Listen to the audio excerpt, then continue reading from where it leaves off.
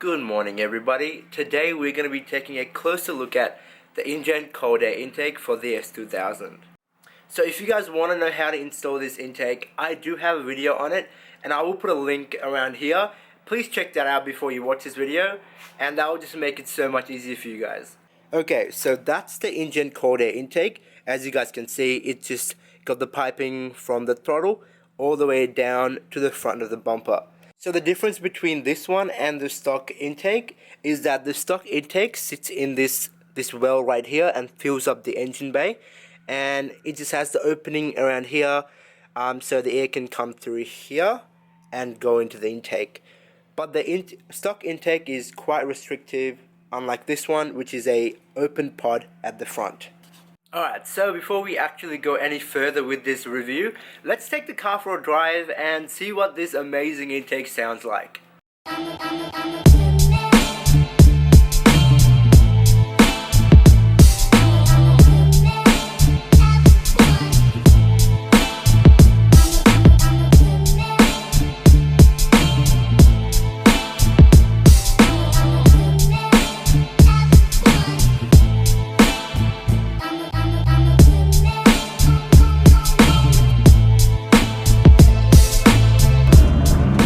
So guys, I'm not going to push my car too hard because I do live in an area which has quite a lot of cops.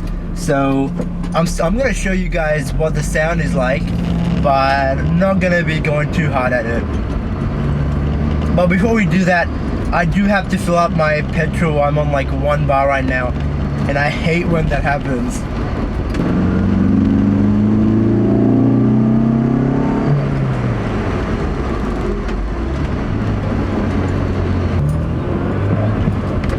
Alright, let's slow down for a little bit.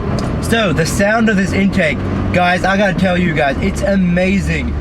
If you're coming from a stock airbox to one of these intakes, ooh, my camera almost fell off. Anyway, yeah, so if you guys are coming from a stock intake to one of these intakes, you are gonna notice a massive difference, guys. So, this intake, at low RPMs, 0 to 4,000, the car just simply sounds like a normal intake, like the stock one. But once you go past 4,000, it starts growling and then it gradually increases until you hit VTEC. And when you hit VTEC, guys, the sound explodes.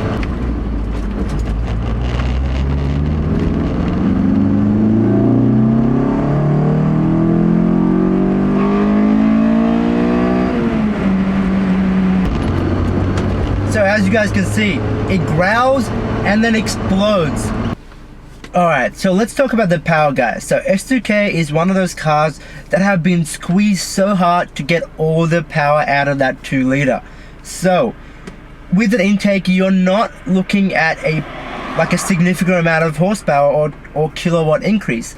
So with an intake like this, you're only looking at about 4 to 8 kilowatts depending on how your car is, and the amount you actually pay for this intake is actually quite low.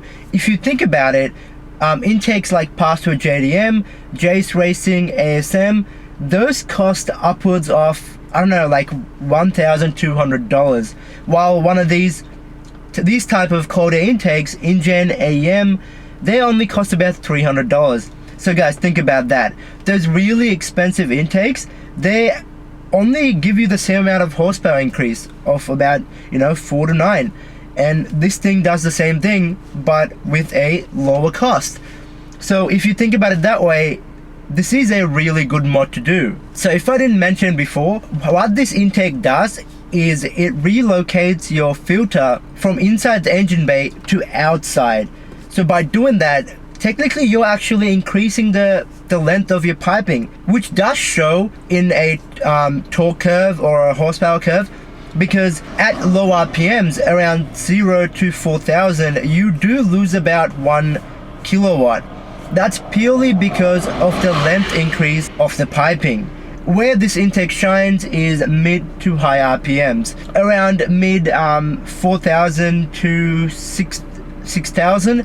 The intake gives you about 4 kilowatt increase of the normal, but at high RPMs, guys, that's when this matters, because this relocation lets you keep the filter in a cold position, which also means you're not going to get heat soaked. That was a really big issue for me when I had the stock airbox and I was driving around in the hot Australian summer in traffic. Like, I could feel my car bog, guys. That's how much of heat soak I used to get. So like I mentioned before, guys, the heat from the hot engine gets sucked in when the filter is here, but as in this case, the piping takes the intake all the way up to the front. So with that, you'll be able to get colder, more denser air into the engine without getting heat soak. Seriously, guys, when it comes to the sound of this intake, I feel like I don't even need an exhaust because it's so loud, guys. And it's so nice as well. It's not just like loud, it's growly and raspy and all the amazing sounds. With the throttle response, guys, I do feel a big difference, because no matter what gear you're in and you put your foot down, you can feel something working and like the car's doing something, unlike the stock intake, which sometimes get heat soaked and it resists, and like it's a bit boggy and it's slow to react. But this one is, guys, instant. You put your foot down on any gear and you know your car's moving. Alright, so with all these benefits I talked about, there is obviously a negative to this one as well. That comes in the form of hydrolocking. So if you guys don't know hydrolocking, that is water going through your intake to your engine. Because water doesn't combust, it ruins your engine pretty much. So with the relocation of your filter being at the front of the car, which is really prone to being hydrolocked, if you drive in wet conditions or puddles and things like that, don't get me wrong, guys, you can drive on the rain, you just can't go through puddles, which it's not a bad thing. But if you live in an area that's prone to flooding or unpredictable weather, this can be quite of a problem, which is for me, because I live in Melbourne and Melbourne is the worst when it comes to consistency and weather. So you can fix that. You can get a Hydro Shield, which is quite expensive on top of the intake, but I am going to get one, and that's going to make it so much easier, and I'll be able to drive both through moderate amounts of water. But you still shouldn't be going through big puddles anyway. Alright, so let's recap everything I went through. Horsepower increase, that's a plus. Throttle response increase, that's another plus.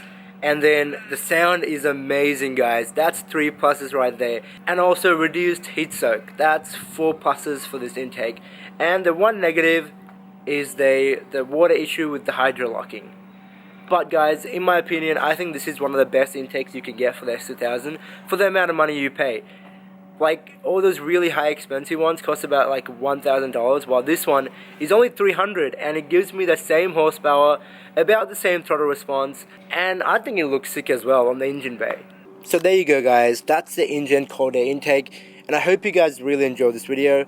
So guys, don't forget to let me know what you guys think about this intake on the comment section, because I really want to know what you guys think about. And if you want to see a big comparison of the CAI intake and the K&N, I do have a video up, and I will put the link here as well. And yeah, let me know if you guys have this intake and what you guys think about it. So guys, don't forget to subscribe and give a like to this video, and I'll catch you guys on the next one. Guys, take my word for this. This intake sounds amazing, guys. If you are used to the stock sound, if you ever go to one of these, you will see, guys, it is really intoxicating.